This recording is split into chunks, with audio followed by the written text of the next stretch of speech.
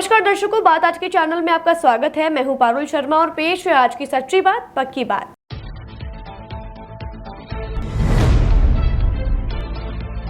अवैध खनन को लेकर अजमेर जिला पुलिस की बड़ी कार्यवाही। खरखेड़ी क्षेत्र से 5 ट्रैक्टर और 8 बाइक की जब्त।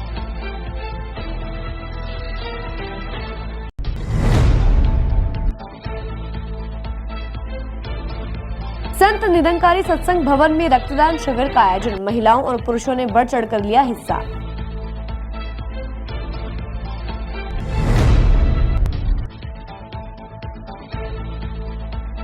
मौनी एकादशी पर परिंदे, फल और मटकियों का देवनानी के हाथों हुआ वितरण। काली मंदिर के सामने हुआ आयोजन।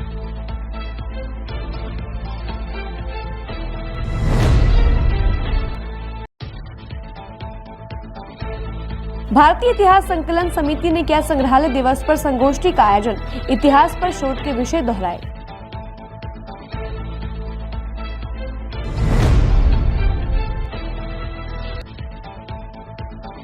फिल्म अभिनेता अक्षय कुमार सुकन्या खातों में कराएंगे राशि जमा। देवमाली में शूटिंग के दौरान की घोषणा।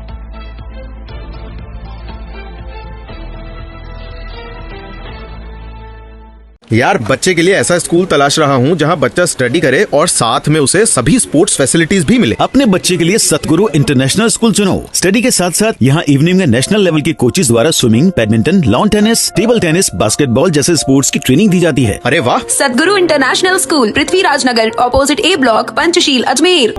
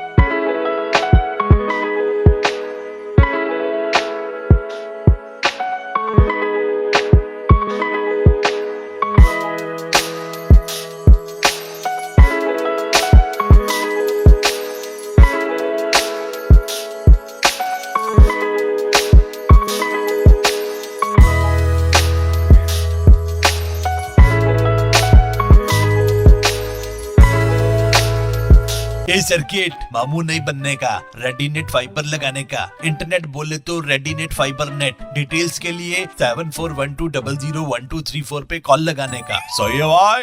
इंटरनेट बोले तो रेडीनेट फाइबर। अब शुरू करते हैं बातों का बेहतरीन सफर। अजमेर जिला पुलिस ने अवैध खनन को लेकर बड़ी कार्यवाही करते हुए खरेकड़ी क्षेत्र से 5 ट्रैक्टर और 8 बाइक जब्त की है। आपको बता दें, इस कार्यवाही के दौरान आरोपी मौके से फरार हो गए। गंज और दरगाह थाना पुलिस ने खरेकड़ी क्षेत्र में संयुक्त रूप से कार्यवाही को अंजाम दिया है। इस दौरान पुलिस का अतिरिक्त जाब्ता भी मौके पर मौजूद रहा। साथ ही गंज थाना अधिकारी महावीर सिंह राठौड़ और दरगाह थाना अधिकारी नरेंद्र सिंह स्वयं मौके पर मौजूद रहे। ये खरेकड़ी गांव के अंदर अवैध खनन की शिकायतें कई दिनों से आ रही थी। आज सूचना मिली थी कि 10-12 जो ट्रैक्टर है और वहाँ पर अवैध खनन कर रहे हैं। सूचना पर सुबह यहाँ पर आए तो रेड दी थी। उस ट्रैक्टर वाले के पास 5 ट्रैक्टर पकड़ने आए। अनुसार कार्रवाई होगी। हाँ, दरगाह थाना भी आया, 5 ट्रैक्टर है, 10-15 ये खरेगड़ी गाँव है। संत निरंकारी मंडल द्वारा आज संत निरंकारी सत्संग भवन में रक्तदान शिविर का आयोजन किया गया, जिसका मुख्य उद्देश्य जरूरत के समय हर व्यक्ति को रक्त उपलब्ध हो सके। इस रक्तदान शिविर में 150 से 200 यूनिट रक्त संग्रहण होने की संभावना जताई गई है, जिसमें महिला और पुरुषों ने बढ़ चढ़कर हिस्सा लिया और अपनी अहम भूमिका निभाई। जी महाराज का कहना था कि इंसान लड़ाई झगड़ा करके रक्त नालियों में बहा रहा है, लेकिन इसके बजाय अगर परोपकार की भावना से रक्त इंसान के नालियों में बहे तो सबसे ज़्यादा धर्म का काम होता है। ये सारे आज के दिन निरंकारी संत जन सारे देश और विदेश में ये रक्तदान करके और मानव जीवन दान कर रहे हैं, जिससे इंसान का भला हो सके। ऐसा काम करना परम धर्म होता है। इसलिए आज अजमेर में निरंकारी सत्संग भवन में रक्तदान हो रहा है, जो स्वेच्छा से निरंकारी सज्जन और परोपकारी सज्जन पुरुष रक्तदान कर रहे हैं, स्वेच्छा से कर रहे हैं। कब तक चलेगा, कहाँ पे चल रहा है रक्तदान शिविर? ये निरंकारी सत्संग भवन आशागंज रोड पर है और 9 से शुरू हो गया है, 2-2:30 बजे तक चलने का अनुमान है। कितना टारगेट है? करीबन 150 से ऊपर 150 और 200 के बीच में रक्तदान यूनिट होने की संभावना है। आज मौनी एकादशी के अवसर पर अन्नपूर्णा सेवा फाउंडेशन संस्थान द्वारा विधानसभा अध्यक्ष व अजमेर उत्तर विधायक वासुदेव देवनानी के सानिध्य में पानी की मटकियां, परिंदे व फल आमजन को वितरित किए गए और तकरीबन 500 से अधिक मटकियां वितरित की गई। इस अवसर पर बीजेपी जिला अध्यक्ष रमेश सोनी भी उपस्थित रहे। यह कार्यक्रम काली मंदिर के सामने आयोजित किया गया। मौनी एकादशी में अपनी परंपरागत हर भारतीय कहीं न कहीं पुण्य करने के लिए पानी, मटकी, परिंदे, कहीं फल फ्रूट ये बांट रहे हैं। आज यहाँ पे बाबूलाल जी जो अन्नपूर्णा फाउंडेशन के अध्यक्ष हैं, उनकी ओर से आज यहाँ पे गरीब जन को मटकी, परिंदे और केले बांटे जा रहे हैं। मैं उनके इस कार्य को साधुवाद देता हूँ और आशा करता हूँ कि ईश्वर उनको चिरायु रखे और स्वस्थ रखे, ताकि हम सब लोग मिलकर के इस अजमेर के विकास और गरीबों के उत्थान में सहभागी बने। माननीय विधानसभा अध्यक्ष वासुदेव जी देवनानी के सानिध्य में आज मौनी 11 है और बैसाख सुदी का दिन है, इसलिए आज पानी के परिंदे, मटकियाँ, पानी सहित और फ्रूट, केले आदि इनके सानिध्य में बंटवाया। इस मौके पर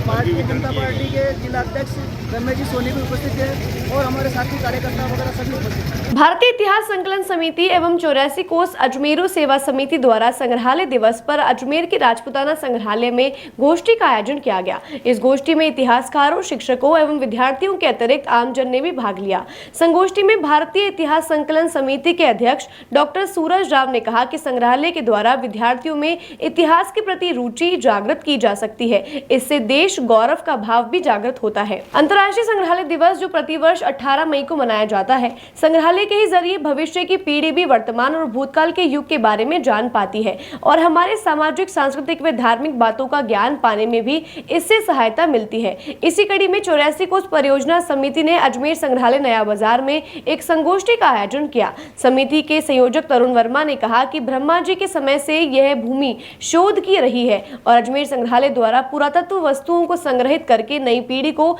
भारतीय इतिहास का गौरवमय कालखंड परिचित करने में महत्वपूर्ण भूमिका निभा रही है। गोष्ठी का संचालन समिति के सचिव डॉक्टर हरीश बेरी ने किया। संगोष्ठी में बरखा बेरी, दिव्यांश सक्सेना, गीता देवी, हिमांशु आदि उपस्थित रहे। विश्व संग्रहालय दिवस के अवसर पर आज इतिहास के विद्यार्थी, शोधार्थी एवं इतिहास संकलन समिति के तत्वावधान में अपने संग्रहालय का भ्रमण किया और सिंधु घाटी सभ्यता से लेकर के और आद्यतन इतिहास के बारे में संक्षिप्त जानकारी संग्रहालय से भी प्राप्त की और संग्रहालय के दर्शन के बाद में हुई संगोष्ठी में अपने विचार व्यक्त किए। आज यहाँ पर इतिहास संकलन समिति के आह्वान पर सैकड़ों की संख्या में बच्चे और महिलाओं की उपस्थिति रही और साथ में सभी ने सिंधु घाटी सभ्यता से लेकर वर्तमान इतिहास तक का यहाँ पर परिचय पाया। साथ में सभी ने जिज्ञासा व्यक्त करी कि यहाँ पर सम्राट पृथ्वीराज चौहान से संबंधित उनकी जानकारी का अभाव है, जिसको आगे से आगे लाना चाहिए ऐसी भी जानकारी में आया कि कोटा शहर के संग्रहालय में उनकी तलवार रखी हुई है, तो वह तलवार इस संग्रहालय में यहाँ पर आए और यहाँ का अजमेर का अजमेरू शहर का गौरव बढ़ाए, ऐसा सबका निवेदन था। निकटवर्ती ग्राम देवमाली की लड़कियों के सुकन्या खाते में 14 साल तक अक्षय कुमार राशि जमा करवाएंगे। जानकारी देते हुए पूर्व सरपंच माधुराम गुर्जर, सुखराज व राजू गुर्जर ने बताया कि गांव में जॉली LLB 3 की शूटिंग करने आए अक्षय कुमार ने देवमाली ग्राम के सभी लड़कियों का सुकन्या समृद्धि खाता खुलवाने एवं खुद इन लड़कियों के खाते में पूरे 14 साल तक रकम जमा करवाने की घोषणा की है। अक्षय कुमार ने देवमाली के ग्रामीणों द्वारा किए गए स्वागत सत्कार को लेकर कहा कि ग्राम में शिक्षा विशेष में बालिका शिक्षा की कमी है। साथ ही उन्होंने बालिकाओं को शिक्षित करने की अपील की। बातों को देते हैं एक छोटा सा विराम, जल्दी मिलते हैं एक नए सफर पर। यार बच्चे के लिए ऐसा स्कूल तलाश रहा हूँ जहाँ बच्चा स्टडी करे और साथ में उसे सभी स्पोर्ट्स फैसिलिटीज भी मिले। अपने बच्चे के लिए सतगुरु इंटरनेशनल स्कूल चुनो। स्टडी के साथ साथ यहाँ इवनिंग में नेशनल लेवल के कोचेज द्वारा swimming, badminton, lawn tennis, table tennis, basketball जैसे स्पोर्ट्स की ट्रेनिंग दी जाती है। अरे वाह! सतगुरु international school, Prithviraj Nagar, opposite A block, Panchsheel, Ajmer.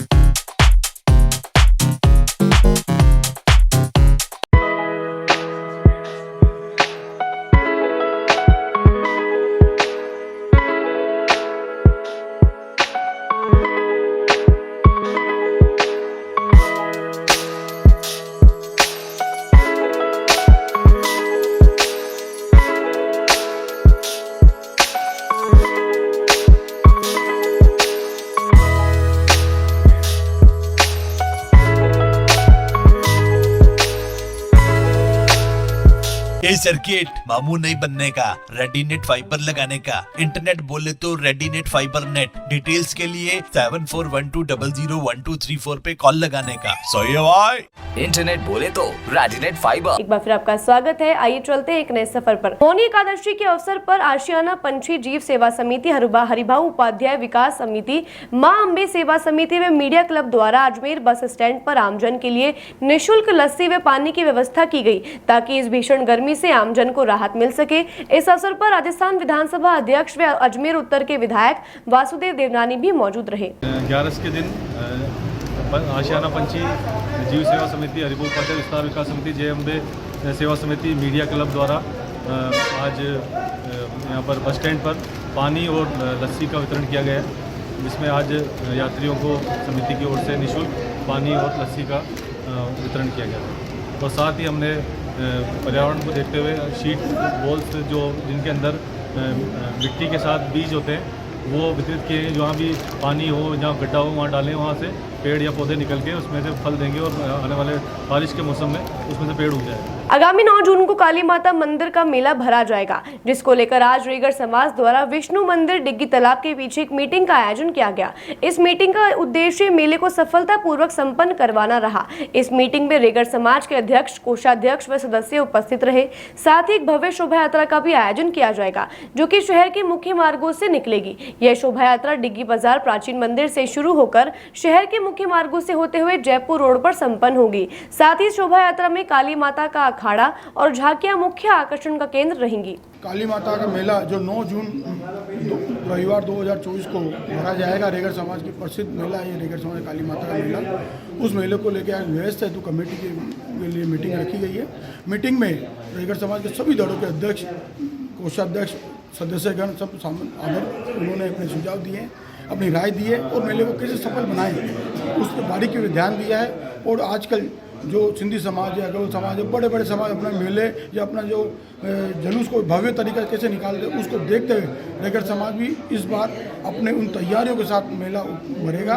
और जो शोभा यात्रा निकलेगी जगह जगह, जैसे डिग्गी बाजार से होकर आगरा गेट तक शोभा यात्रा निकलेगी, उसको जगह जगह हमने शरबत, पानी बताशे इस तरह की व्यवस्था की गई है। लोग दोबारा वितरित करेंगे, हलवा पूड़ी चावल, ये लोग जगह जगह जो भी दर्शनार्थी आएंगे मेले के अंदर भाग लेगा उसे प्रसाद के रूप में ये दिया। शोभा यात्रा का डिग्गी बाजार जो प्राचीन मंदिर है यहाँ से होते हुए कपड़ा बाजार, घसीट बाजार, नया बाजार, आगरा गेट होके जयपुर रोड माता जी का स्थित IG ऑफिस के सामने वहाँ उस मेले की शोभा यात्रा समापन होगा।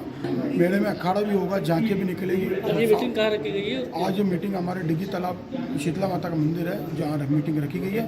मीटिंग का मुख्य उद्देश्य है कि आने वाला रेगर समाज काली माता का मेला जो 9 जून को भरेगा उसको सफल बनाने में, व्यवस्था बनाने, अलग अलग कमेटियों की भी गठन किया जाएगा और लोगों को जिम्मेदारियां दी जाएगी। इस वर्ष भी रेगर समाज का प्रसिद्ध काली माता का मेला 9 जून को भरा जाएगा।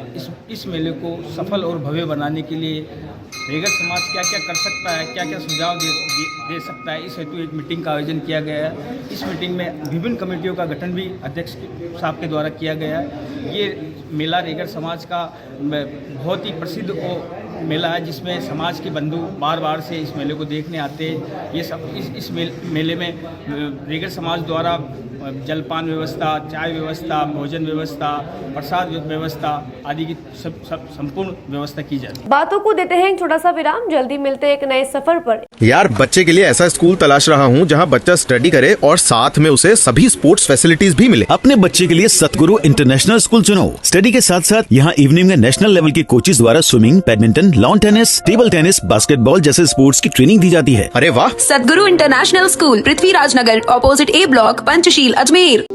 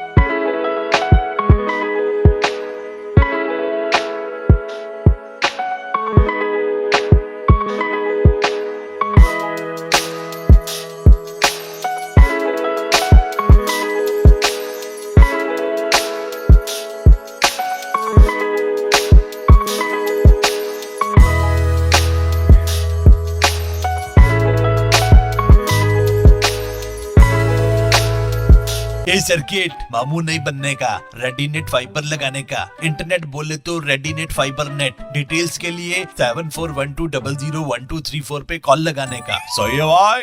इंटरनेट बोले तो रेडीनेट फाइबर। एक बार फिर आपका स्वागत है। आइए चलते हैं एक नए सफर पर। राजस्थान की भीषण गर्मी में जहां पारा 44 डिग्री पार पहुंच रहा है और आमजन का जीना दूभर हो चुका है, वहीं बेजुबान जानवरों व पक्षियों का भी बुरा हाल है। इसी अवसर पर आज मौनी एकादशी के अवसर पर कुंदानगर निवासी अनुराधा विजय वर्गिया ने अपने घर से एक अच्छी पहल करते हुए 11 परिंदे पक्षियों के लिए रखे और अपील की कि सभी लोग इसी प्रकार सेवा भाव से बेजुबान जानवरों व पक्षियों का दाना पानी जरूर दें। भीषण गर्मी पड़ रही है और अभी तापमान 44 के आसपास पहुंच रहा है और आने वाले समय में इससे भी ज़्यादा पहुंचेगा और 9 तपा में तो बहुत ज़्यादा रहेगा। पक्षियों के लिए भी हमें कुछ ना कुछ करते रहना चाहिए। हम 22 साल से पक्षियों को दाना और पानी डाल रहे हैं। हम हमेशा रोज़ 9 भरते हैं, लेकिन आज 11 भरे हैं क्योंकि आज मोहिनी एकादशी है और इस वजह से पक्षियों को पानी का और दाने का पूरा ध्यान रखा जाता है। हम देखते हैं कि चौराहे पर इन पे परिंदे बांटते हैं। 2-4 परिंदे बांटने से कुछ नहीं होता है। पक्षियों को उन परिंदों को रोज़ साफ़ करें, उसमें साफ़ पानी पिलाएं जैसे कि हम साफ़ पानी पीते हैं, क्योंकि वो भी पक्षी हैं, बेजुबान है, बोल नहीं सकते हैं, तो उनके लिए भी मतलब साफ़ सुथरी व्यवस्था रखनी चाहिए। राजस्थान खो खो संघ द्वारा राजस्थान को लिक्कम नॉकआउट चैंपियनशिप 2024 का आयोजन शीघ्र किया जाने वाला है, जिसके लिए आवेदन शुरू हो गए थे। इसी के तहत खिलाड़ियों में खासा उत्साह देखने को मिल रहा है, जिसमें अभी तक तकरीबन 400 खिलाड़ियों ने आवेदन भरा है। साथ ही अनुमान लगाया जा रहा है कि 2000 से अधिक खिलाड़ी इस चैंपियनशिप में हिस्सा लेंगे, जिसमें कुल 6 टीमें भाग लेंगी। राजस्थान के खिलाड़ियों को प्रोत्साहन देने के उद्देश्य से राजस्थान खो खो संघ द्वारा लिक्कम चैंपियनशिप 2024 के आयोजन को लेकर राजस्थान के खिलाड़ियों के चयन की प्रक्रिया शुरू हो चुकी है। साथ ही खिलाड़ियों के चयन के बाद कोचेस के चयन की प्रक्रिया शुरू की जाएगी। इस चैंपियनशिप में केवल राजस्थान के खिलाड़ी ही हिस्सा ले सकेंगे। साथ ही ऑनलाइन आवेदन के बाद चयनकर्ता कमेटी द्वारा जिलेवार खिलाड़ियों का चयन करके उनके स्थान पर जाकर चयनकर्ता कमेटी के सदस्यों द्वारा खिलाड़ियों का चयन किया जाएगा और उन्हें अलग अलग कैटेगरी में विभाजित करके यह तय किया जाएगा कि खिलाड़ी के खेलने का स्तर क्या है। निश्चित रूप से जो हमने पहल चालू करी है, राजस्थान खो खो लीग जो होने वाली है, लीग कप नॉकआउट टूर्नामेंट की जो चैंपियनशिप है 2024, उसकी रजिस्ट्रेशन हमने चालू कर दिए थे 2 दिन पहले। और जिस तरीके का रुझान आ रहा है और जिस तरीके से खिलाड़ी बढ़ चढ़कर इसमें अपना रजिस्ट्रेशन करा रहे हैं, तो निश्चित रूप से मुझे ऐसा लगता है कि राजस्थान में खो खो के काफ़ी खिलाड़ी हैं और हर ज़िले से खिलाड़ी अपना रजिस्ट्रेशन कर रहे हैं। तो ये बहुत अच्छी खबर है हमारे लिए और खिलाड़ियों को। हाँ, निश्चित रूप से जिस तरीके का रुझान आया है, तो अभी लगभग हमारे पास 400 के आसपास 3 दिन के अंदर खिलाड़ियों ने रजिस्ट्रेशन करा लिया है और मुझे लगता है शायद निश्चित रूप से ये 2-2.5 हज़ार के ऊपर जाने की संभावना है। तो मुझे खुद इस बात का आश्चर्य है कि राजस्थान में इतने अच्छे और इतने खिलाड़ी हैं जो लीग को खेलने के लिए बेताब हैं और वो इंतज़ार कर रहे हैं इस लीग कप नॉकआउट चैंपियनशिप का। निश्चित रूप से मैंने पहले भी कहा था कि जैसे ही हमारा ये लिंक बंद हो जाएगा 8-10 दिन के अंदर प्लेयर्स का, उसकी निश्चित बाद में ही कोचेस के लिंक चालू होंगे और इसमें फिर कोचेस अपने फॉर्म भरेंगे, अपना बायोडाटा देंगे। उसमें अनिवार्य रूप से कोच का हमने पहले बताया था कि वो NIS होना चाहिए, फुल टर्म होना चाहिए या शॉर्ट टर्म होना चाहिए, और कुछ ऐसे जो भले NIS नहीं है मगर अच्छे कोच हैं जिन्होंने राजस्थान में काफ़ी अच्छे परफॉर्मेंस दे रखे हैं, जैसा कि मुझे मालूम है, और वो निश्चित रूप से बच्चे तैयार करते हैं और उनके रिजल्ट भी आ रहे हैं, चाहे वो स्कूली हो चाहे ओपन हो। तो ऐसे कोचों को भी हम उसमें सम्मिलित करेंगे। आज के लिए बस इतना ही। कल फिर होगी आपसे मुलाकात, तब तक के लिए दीजिए इजाजत। नमस्कार।